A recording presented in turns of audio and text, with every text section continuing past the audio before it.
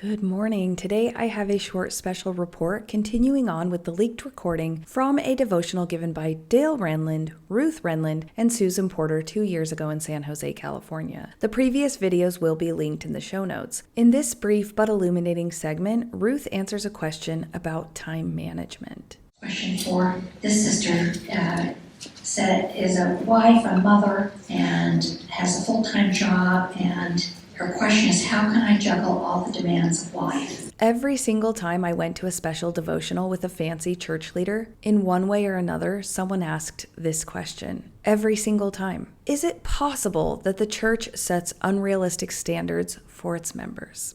It is a constant challenge, isn't it? It doesn't matter what stage you are, but I consider one of the greatest challenges of adulthood is to know how to best use your time. And it needs to, I think only personal revelation can really help you with how you should best use your time. Ruth's insistence that personal revelation is the only key to time management is a poignant example of using a spiritual workaround for a systemic problem. She essentially asks members to pray for divine permission to successfully navigate a schedule that the church itself designed to be unsustainable. For many, including myself, revelation never solved time scarcity because I wasn't mismanaging my time. It was already fully allocated to institutional demands, meetings, callings, and endless activities. The true breakthrough was not receiving a heavenly schedule, but reclaiming personal sovereignty by removing the organization that levied the continuous, exhausting time tax. I finally found the time I desperately sought, not through God's adjustment, but through leaving the church.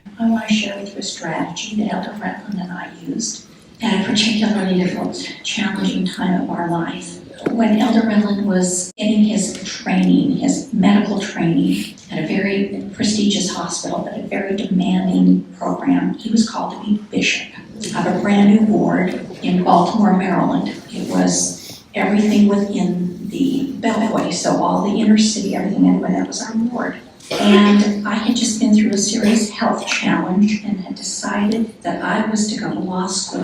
We had a 3-year-old. To others looking in, it didn't seem like the right time, but that was really my personal revelation. This is the time, go now. The message this sends is that the spiritual path requires the complete abandonment of reasonable time boundaries, even during peak periods of professional and academic stress, and at the cost of essential family time and personal recovery. The core of a local bishopric calling is its time drain, often 20+ hours per week, completely unpredictable and entirely unpaid. Ruth suggests that if they could survive that extreme time poverty, those listening must also find a way to make it work, regardless of their personal limits. By accepting and then celebrating the impossible balance Ruth so generously brags about, the Renlunds' alleged life sets a standard that suggests anything less than superhuman capacity is a sign of spiritual weakness or lack of faith. Ruth is telling the average exhausted mother or father, if Sister Renlund can handle law school, serious illness, and a bishop's wife role with a toddler, you can certainly manage your primary presidency calling. So we thought, okay, how are we going to do this? We have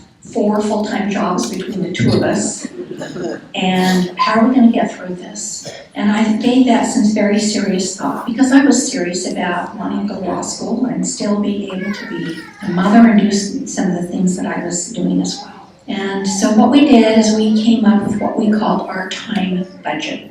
We had a money budget, which meant that when we were out of money, we were out of spending, even if there were checks in the checkbook, and we had to budget so that we had food to the end of the month. The same thing was true for our time. Our time was limited, just like our money was. And we had to budget how much time, we wish we had more if we didn't, had to budget how much time would be a reasonable effort in each of these spheres of our lives that we were trying to accomplish. And when the time was up, we just said we're going to have the discipline to say we have to move on. We have to move to the next thing that we have budgeted our time to do, because all of these things are important. What I really wish is that instead of telling these women they can do it all because if she did, they can, that she would have given them the option to say yes or no. A time budget is a good idea, and sometimes so is saying no thanks. In order to do that, since I'm kind of a very concrete person, I sat down with a piece of paper and I put together a list of things I was no longer going to do. They wouldn't fit my time budget. They involved all things with yeast. They were mainly household things, balancing the checkbook, ironing, the list went on. I was no longer going to do those, and the important thing was I was no longer going to feel guilty about not doing them, because I had made a choice. Because on the other side, I made a list of things I was always going to do no matter what. In my time allotted, I was always going to be at my church meetings on Sunday. I was always going to accept a church calling, but top of that list was I was always going to be home to read our daughter a bedtime story. Top of the list. Somebody else could scrub the floor or not, but I was going to be there to read a story. And that list went on of those things I was absolutely going to be there to do. I would bet all the money I paid in tithing that she had the privilege of having help. She doesn't say it outright, but she alludes to it. Someone else was scrubbing her floors during that time, and certainly taking care of her daughter. As we looked at that, now there were things that didn't always work. There were emergencies and things that had to be adjusted, but it was a helpful tool to help us plan our time ahead of time. So when something came up, you'd say, yeah, next week I'll have time to do that, but I can't this week because my time has been fully allocated, and not feel guilty about it. And I would add, don't feel guilty about saying no to callings in the first place. It's okay if Ruth doesn't want to say no to callings, and it's okay if you do want to say no to a calling that doesn't work for you. That was the best way we had to get through this very challenging time and continuing thereafter, so that we were making choices about how our time was being used instead of someone else. It also provided some predictability, so that was helpful. I would know when he was going to be home, which was helpful, and what night would be our night for our family, and that other things wouldn't get in the way, and we could plan the same night. I absolutely found that leaving the church freed up so much time that I have now filled with activities that serve me far better. The thought now of getting called into a small office with carpet on the walls and assuming that the random man across the desk knows more about my life than I do seems absurd.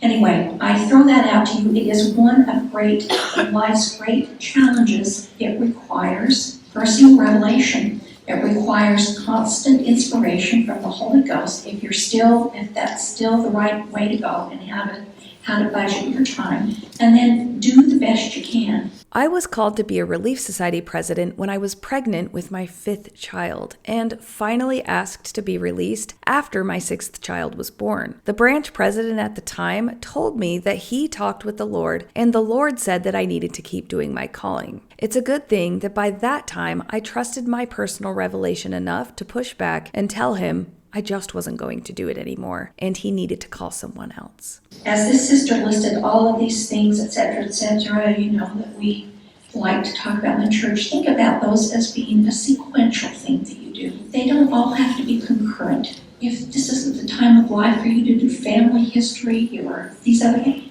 think of it as being sequential. That's for another time in church. Focus always on praying and having some time to devote to your own spiritual development, whatever that may be, and then some of these other things you can bring into your life at a different time. Strategy that will help you, I think that at least was helpful to.